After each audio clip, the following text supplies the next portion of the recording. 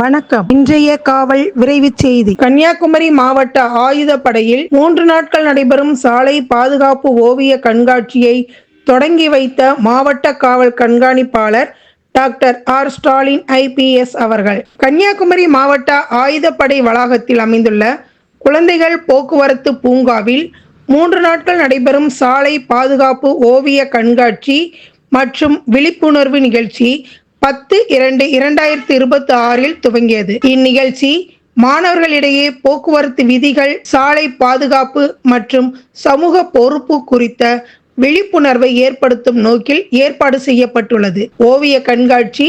இந்த கண்காட்சியில் மாணவர்கள் மற்றும் பங்கேற்பாளர்களால் வரையப்பட்ட ஓவியங்கள் பொதுமக்களின் பார்வைக்காக காட்சிப்படுத்தப்படும். துப்பறியும் மோப்பநாய் படைப்பிரிவு, காவல்துறையின் மோப்பநாய் படைப்பிரிவு செயல்பாடுகள் குறித்து மாணவர்களுக்கு விளக்கப்படும். ஆயுதங்கள் தொடர்பான கண்காட்சி விளக்கம், ஆயுதங்கள் மற்றும் வெடிமருந்துகள் தொடர்பான காட்சி விளக்கங்கள் மாணவர்களுக்கு காட்சிப்படுத்தப்படும். சாலையில் உள்ள சிக்னல் போர்டு குறித்து போக்குவரத்து காவல் அலுவலர்களின் விளக்க உரைகள், பாதுகாப்பு குறித்த காவல்துறை அலுவலர்களின் விளக்க உரைகள் மற்றும் காணொளி விளக்கங்களும் இடம்பெற உள்ளன. அதனைத் தொடர்ந்து மாணவர்களுக்காக வினாடி வினா போட்டிகள் நடத்தப்படுவதுடன் சாலை பாதுகாப்பு கழக மாணவர்கள் சிறப்பு பங்கேற்பாளர்களாக கலந்து கொண்டு தங்களது விழிப்புணர்வு செயல்பாடுகளை வெளிப்படுத்த உள்ளனர். மேலும் சாலை பாதுகாப்பு குறித்து தயாரிக்கப்பட்ட ரீல்ஸ் போட்டி, ஓவிய போட்டி மற்றும் வினாடி வினா போட்டியில் வெற்றி பெற்ற மாணவர்களுக்கு